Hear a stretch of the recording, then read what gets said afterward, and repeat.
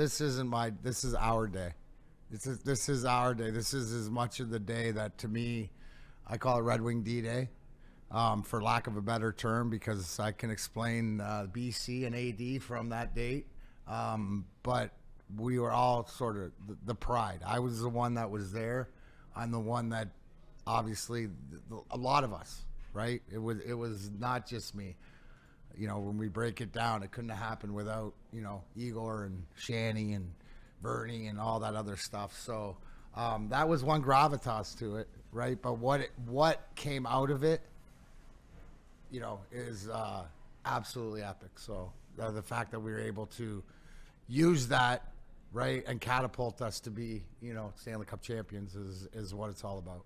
No, and there are some things that go into it too, because I haven't seen it. And look, in the chat, by the way, Tammy Chin says ESPN still has the Unrivaled available to view. Not that I'm watching it right now. But no, and look, the shows are out there. I know what, Vice Network. Yeah, yeah. So you're doing a watch thing tonight, right? I'm doing a private watch party. Actually, so this is Vice TV's debut in a new series tonight at 10 o'clock called The Grudge.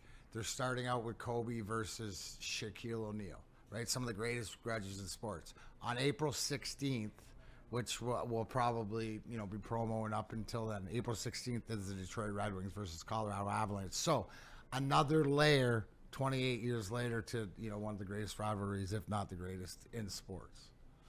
So you can check that out. People are often running. And look, like I was going to talk about some other stuff, but I'm not. We're going into this because I can see the excitement for the people. Jay Hillard in the super chat, by the way. D-Mac, thank you for the birthday gift back in 1996. Birthday party full of teenage boys and their dads cheering your destruction. Hashtag revenge for Chris. I that's what it's all about. I love to hear word like this year.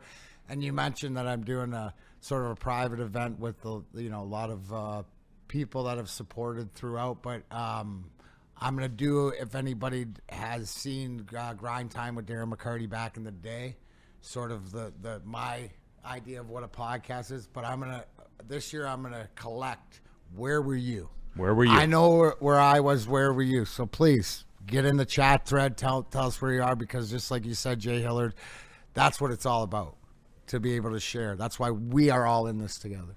Yes, and so I'll start, I guess, D-Mac. I'll start. Where was Hold on. I? After Art Vandelay said, absolutely, I hope everybody took a Claude this morning after their morning coffee.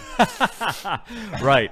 And don't forget too, you know, we have the stuff, speaking of that, because the crowd has grown throughout the years, I'm sure, for you, right, D-Mac? I'm sure there was about 130,000 people that were at that game now. And on the shop.woodwardsports.com link, we have the I Was There shirt. So if you were like really there, or you kind of think you were there, go to shop.woodwardsports.com. How many people in your estimation were at that game now, D-Mac? About 100,000? Well, when I do my stand-up, I make the correlation that I didn't realize that Joe Louis was as big as Michigan Stadium. It is. Right? Yes, it is. 106,000 people we're up to right now. But no matter what, but that's where it is, no matter where you watched it from. Because here's the big thing that blows me away too, is when like kids like Spenny, kids like Chase that weren't old enough to experience it, even though they might have been alive or not, but they are well versed in the history of the team and what it meant, right? That just tells me like the culture and the family and stuff like that. So, yeah, I mean, the most incredible thing right now, Neil, it's 28 years ago. Does it feel like it? I don't even know. Like sometimes that it feels like a different life, right? And it is technically it is. You know more than anybody. It is a different life. But I think just like anything else, and whether it gets better with age or whatever else, but I think just where I'm at in my life, the gravity to the 30,000 foot view of what it meant. And it just sort of like that's, and I know that going to today where it's a struggle for anybody. It's been a struggle to be a Detroit sports fan, except now we're coming out of it. And it's just the culture that I speak about is just what we built that day. And the whole thing is together, We did that together. It wasn't one guy going out and ruining the world. It was everybody on the same page from all different countries. Woodward Sports chat thread, get into there. Burn in the super chat. It's like a sign from above. Turtle Day is also the day we awoke to find Russell Wilson and America's quarterback have joined forces. Yes, Russell Wilson did sign with the New York Giants to join Jameis Winston. All joking aside, thank you for that moment, D-Mac. Freddie Felt 313 in the super chat. D-Mac's fist as iconic as Joe Lewis's fist. He's a legend. Slip the left, Bernie. Patrick in the chat. The bench is my favorite part of it. Low key. So, but yeah, I mean, just it shaped your life, right? Like that moment has become as iconic of a moment. I mean, D-Mac, BS aside, friendship aside, all that kind of stuff. Just as a Detroit sports fan growing up, if you look at iconic moments in Detroit sports, you have Maglio's home run. Tayshaun's block has become that to some degree. Gibby's home run in 84. Gibby's home run in 84. Vinnie Johnson's shot. .7. All those different things have become kind of the lore. This anniversary, D-Mac, has as much juice as any of them. Like, I'm talking D-Mac, as crazy as that is, this is one of the iconic Detroit sports moments, if not the most iconic. Well, because you realize that? Well, when you look at the moments, what did it mean? What did you get from it? And we can go back and, like I said, Red Wing D-Day or whatever, but this is the Ides of March. This is the turning for this franchise and the organization in hindsight, right? Because of what it meant. But I always say this, Neil. And I think you were gonna show the penalty minute list or whatever, yes. And the fact that I got 4 minutes for roughing, 10-minute misconduct, stayed in the game, slayed the dragon, as Penny said yesterday. You can't get the girl without slaying the dragon, or else you get fire up your ass. But the fact is, and then scoring the overtime winner. When I scored the overtime winner, and there's an embrace behind the net, me, Shanny, and Vladdy right there. There was this emotion of, and the only way I can explain it is that deep breath. It's going to be all right. Don't know what that means, but it's going to be all right. And it wasn't only felt in the team, but it's felt in the arena, in the city, in the state, in the country, in the world, in the universe of Red Wing fans. Like, that was the moment that we were tough enough, that we weren't the United Nations, that I think this was that moment. Like, we all have these feelings in sports, and then to be able to parlay that into a career of 4 Stanley Cups, so this is where, and I said it yesterday, when people ask me your favorite moment or whatever else, and I said the one thing that has to happen is at that moment on the ice when Forsberg and Larionov started, I had to, whatever it was, but just stand up. Right, and that was the moment of you're either, it's the fight or flight. Are you an action person? Is it the talk or is it the do? Well, at the end of the day, I think that the biggest thing that epitomized for Darren McCarty in his life is that I'm a doer, right? If I'm going to say I'm going to do it, I'm going to do it. Good, bad, right, wrong, and different. It's up to me, right, to gauge and govern, right, where I use that energy. But at the end of the day, I will manifest whatever it is.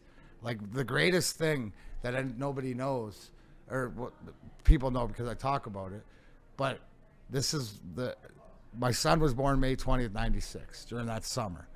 I was on a bender and whatever like that, but it came to July and I decided to try to get sober for the first time. So I was sober through all this in the first year of trying to be sober. Got to beginning of March, and I knew the date was coming, but I was driving myself insane. And I tell everybody, please feel free to use this. I got down on my knees and I just said, God, I can't do this anymore. Just please, whatever happens, please let me be the messenger. You think he listened? I had to take action and know that moment was the one I had wished for, right? And I wanted it, and I wanted it so bad. Right? Because I don't know if anybody's has had something happen to somebody that they love, in a wrongful way, right? it doesn't leave your mind about like revenge or anything, how you're going to do it. The gravitas being that this was in sports, right? And the fact that the bigger picture was we had to win the game. That's what we talk about. We had to win the game because Colorado owned us. So the fact that we got it all in one swell, the greatest game in hockey history, in my opinion, 11 goals, 8 fights, overtime, all this and that. I'm eternally grateful. I mean, I'm eternally grateful for what it did for all of us. That was but that's the role, and I guess it just goes back to is that's, for me, being the kid that grew up in Leamington, Ontario, and been a Red Wings fan since, I was 5 years old and stuff like this. I mean, it is surreal. It's surreal. And we're going to get into it even more, as a matter of fact. Charles with the big super chat. March 26, 97, I was in kindergarten traveling up to the UP for spring break. You're supposed to go south when you go on spring break, my friend. Anyway, talked with D-Mac twice at LCA and at the Woodward Sports tent at the 2024 NFL Draft. Dad and I got to talk to D-Mac with a picture together with him. Thank you for that moment, D-Mac. So shout out to Charles. We'll be out April 4th, opening day, Detroit Opera House. We're doing the live show. We'll be down there. Come get pictures. Come hang out. No, absolutely. So shout out to you, Charles. All right, let's do this. Let's take the break. Here's how I want to attack this, D-Mac. I want to talk about that day, the stakes. I want to talk about, because obviously it's premeditated, but something that I don't think a lot of people realized, game flow dictates when it happens. You don't get to choose when it happens. It's when the opportunity presents itself when it happens. When, right, the guy next to you is more important to you than yourself, which means this isn't an individual, personal, like vendetta. Yes, it is, but there's something bigger at play here, and it's the whole, and it's winning. And it's winning, and it's a rivalry, and it's that fact. So you have to be, that's the biggest thing. Something was going to happen, but it had to play out. It had to play out. That's the whole key, is the way that organically it played out and let it play out. So that's, why I got away with doing some stuff that I do not condone. Except remember this. I was born in 1972, meaning I'm a Gen Xer, which means that I was raised by John Rambo, meaning that he drew first blood. Don't mess with me.